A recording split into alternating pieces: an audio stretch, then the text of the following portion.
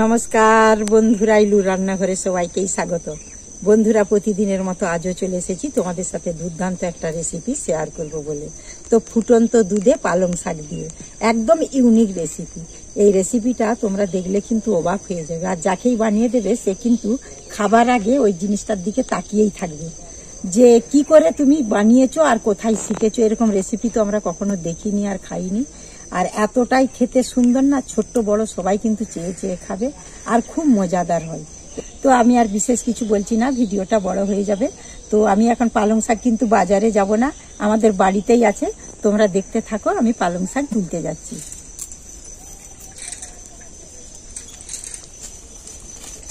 তো বন্ধুরা, তোমরা দেখতেই পাচ্ছ পালং শাকগুলো কত সুন্দর হয়েছে, একদম সবুজ হয়ে রয়েছে। কালারটা যে এত সুন্দর না, আর পালং শাকগুলো কিন্তু খুব একটা বড় বড় হয়নি। দেখো, হাত দিচ্ছি যেমন নরম তুলতুলে, এত সুন্দর লাগলে দেখলেই তো খেতে ইচ্ছে করবে। দেখো, আর এইখানে কিন্তু আছে বন্ধুরা, দেখো এখানে মূলো শাকও আছে। দেখো মূলো শাকের কালার আর পালং শাকের কালারটা কত সুন্দর। দেখো, এগুলো কিন্তু আমরা হাতেই লাগিয়েছি, আমিই লাগিয়েছি। কিন্তু আমি কিন্তু এখন পালং শাকগুলো তুলে নেব। তো আমি পালং শাকগুলো উতুরে নেব না, এইরকম করে হাত দিয়ে কিন্তু আমি কেটে নেব। খুবই কচি, এই জন্য কাস্তের দরকার নেই, হাতে করেই কিন্তু তোলা হয়ে যাবে। এই দেখো বন্ধুরা, পালং শাকগুলো দেখো কতটা সুন্দর লাগছে। দেখো, আমি কিন্তু এক ঝুড়ি পালং শাক তুলে নিয়েছি, এগুলো হলেই আমার হয়ে যাবে, আর তুলবো না। তো চলো এবার রেসিপিটি শুরু করা যাক। চলে এসেছি রান্নাঘরে। তো বন্ধুরা দেখো, আমি পালং শাকটা কিন্তু একদম ধুয়ে পরিষ্কার করে বেছে ধুয়ে নিয়ে চলে এসেছি। এবার পালং শাকটা আমি সেদ্ধ করে নেব। এবার আমি কড়ার মধ্যে দিয়ে দিচ্ছি দুধ।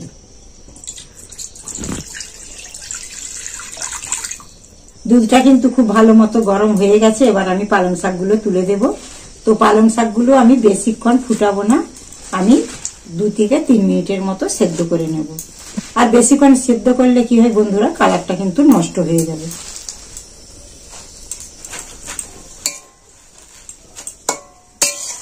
একটু ঢাকা দিয়ে দিচ্ছি 2 মিনিটের মতো। এবার আমি ঢাকাটা খুলে নিচ্ছি। তো দেখো বন্ধুরা, আমি এটা 3 মিনিটের মতো সেদ্ধ করে নিয়েছি। এই সেদ্ধ করে নিলে কি হয় বন্ধুরা, যে পালং শাকের যে কাঁচা গন্ধ সেটা কিন্তু চলে যায়। আমি যে রেসিপিটা করব তাহলে সেটা কিন্তু খেতে খুবই দারুণ ভালো লাগবে। এবার আমি এটা নামিয়ে নেব। দেখো বন্ধুরা, পালং শাকের কিন্তু আমি পালং শাকটা কিন্তু ঠান্ডা করে নিয়েছি। তো খুব বেশি ঠান্ডা করিনি, এইটা একটু কিন্তু এই যে আগুন লুবি রাখলে সহ্য করতে পারে এইরকম কিন্তু গরম রেখেছি, এইরকমই গরম রাখতে হবে। এবার আমি এখানে একটা নিয়েছি মিক্সিং জার, এই মিক্সিং জারের মধ্যে দিয়ে আমি পেস্ট করে নিয়ে চলে আসব। এবার আমি এটা পেস্ট করে নিয়ে আসছি। তো দেখো, আমি কিন্তু পালং শাকটা পেস্ট করে নিয়ে চলে এসেছি। খুব মিহি করে কিন্তু পেস্টটা করেছি, আর মিহি করে কিন্তু পেস্টটা করতে হবে।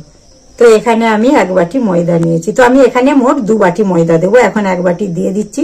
তো মাপটা কিন্তু তোমরা পরিমাপ মতোই করবে, যে যে নেবে, কাপ নিলে কাপ নেবে, বাটি নিলে বাটি নেবে, তাহলে কিন্তু পরিমাপটা সঠিক হবে। আমি এখানে বাটি নিয়েছি, এখানে প্রথমে দিয়ে দিচ্ছি 1 বাটি ময়দা, আর 1 বাটি ময়দা দিয়ে দিচ্ছি। আমি মোট এখানে 2 বাটি ময়দা দিলাম। এখানে আমি 2 বাটি ময়দা দিয়েছি, তার জন্য এখানে 1 বাটি আমি সুজি দিয়ে দিচ্ছি। কিন্তু সুজিটাকে কিন্তু আমি মিহি করে ব্লেন্ড করে নিয়েছি, তোমরা কিন্তু সুজিটা মিহি করে ব্লেন্ড অবশ্যই করবে। এবার আমি এর মধ্যে দিয়ে দিচ্ছি পরিমাণ মতো লবণ।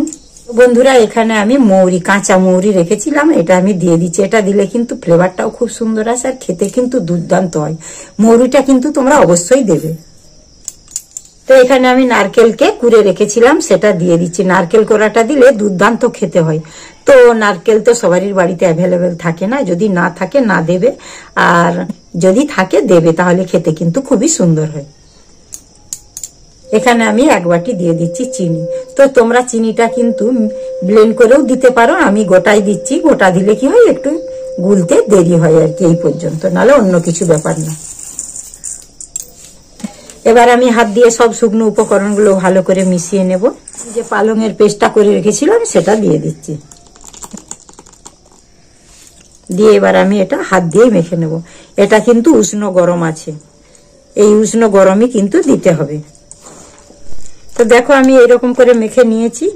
তো আর একটু পাতলা করতে হবে, যেহেতু এতে সুজি আছে, সুজিটা তো ফুলবে, সেজন্য আমি এটা কিন্তু 10 মিনিটের জন্য রেস্টে রেখে দেবো। আর চিনিটাও আছে, চিনিটাও ভালো মতো গলে যাবে। 10 মিনিট রেস্টে থাক, তারপর তোমাদেরকে ফিরে এসে দেখাচ্ছি। আমার 10 মিনিট হয়ে গেছে, এবার আমি ঢাকাটা খুলে নিচ্ছি। তো দেখো বন্ধুরা, সুজিটা কিন্তু ফুলেছে আর একটু গাঢ় হয়ে গেছে। আমার মনে হচ্ছে আর একটু দুধ দিতে হবে। আর একটু দুধ দিয়ে দিচ্ছি। দুধটা কিন্তু আমি জাল করেই গরম করে রেখেছিলাম।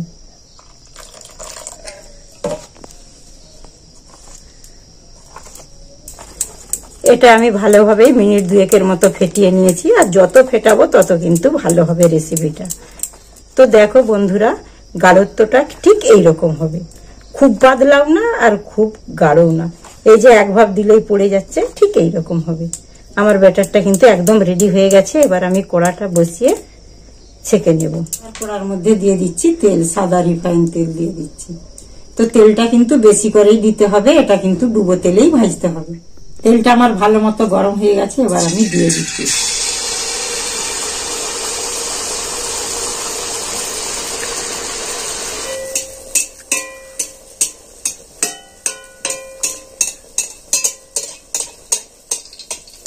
দেখতে পেলে বন্ধুরা একদম বলের মতো ফুলে গেছে।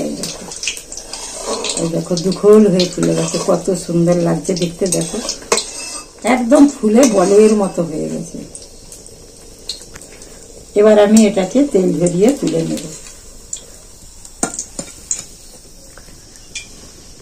দেখো বন্ধুরা কত সুন্দর লাগছে, দুর্দান্ত খেতে লাগে। তো বন্ধুরা আমার তৈরি হয়ে গেল পালং মালপোয়া। তো তোমরা এরকম পালং শাক দিয়ে মালপোয়া কখনো খেয়েছো কিনা আমাকে অবশ্যই কমেন্টে জানাবে। আর এটা কিন্তু ইউটিউবেই প্রথম, কেউ কিন্তু কখনো করেনি এটা পালং মালপোয়া। মালপোয়া অনেক রকমের করেছে, কিন্তু এরকম পালং শাক দিয়ে কখনো কেউ করেনি। আর তোমরা যদি খেয়ে থাকো তাহলেও আমাকে কমেন্টে জানাবে, আর না যদি খেয়ে থাকো তাহলেও আমাকে কমেন্টে জানাবে। আর দেখতে কতটা লোভনীয় হয়েছে দেখো, আর কালারটাই কত সুন্দর লাগছে। ছোট্ট বড় সবাই কিন্তু খুব খুশি হয়ে খাবে, যাকেই বানিয়ে দেবে। আর এই শীতের দিনে কিন্তু সবারই বাড়িতে বা বাজারে প্রচুর পরিমাণে পালং শাক পাওয়া যাচ্ছে। তো আমি যেভাবে বানালাম অবশ্যই তোমরা একবারটি সেইভাবে ফলো করে এরকম পালং শাকের মালপোয়া বানাবে, দেখবে দুর্দান্ত খেতে লাগে। আর কতটা নরম হয়েছে দেখো, একদম তুলতুলে। দেখো এই দেখো একদম নরম তুলতুলে, মুখে দিলেই মিলিয়ে যাবে। দেখো একদম লুদলুদে হয়েছে, একদম তুলতুলে। বয়স্করাও কিন্তু খেয়ে নেবে, যাদের দাঁত নেই তারাও কিন্তু খেয়ে নেবে।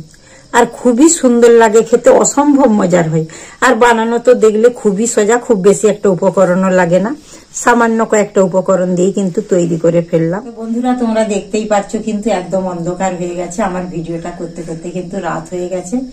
আর অন্ধকারে একটু দেখতে খারাপই লাগবে, তো আমার তো কিছু করার নেই। আমার সকালের দিকে প্রচুর পরিমাণে কাজ, তো তোমরা একটু কষ্ট করেই দেখে নেবে। আর বন্ধুরা আমার এই পালং মালপোয়া রেসিপিটা কেমন লাগলো অবশ্যই আমাকে কমেন্টে জানাবে। তো এটা একদম একটা ইউনিক রেসিপি, তোমরা দেখলে ইউটিউবে কিন্তু তোমরা এটা পাবে না। আমরা কিন্তু প্রত্যেক বছরই বাড়িতে বানাই, আর সবাই খুশি হয়ে খুবই খায়, খেতে কিন্তু খুবই সুস্বাদু হয়। তোমরা অবশ্যই অবশ্যই একবার বানিয়ে খাবে, তারপর আমাকে কমেন্টে জানাবে। তো বন্ধুরা আমি এখন একটু খেয়েই বলছি কেমন লাগছে।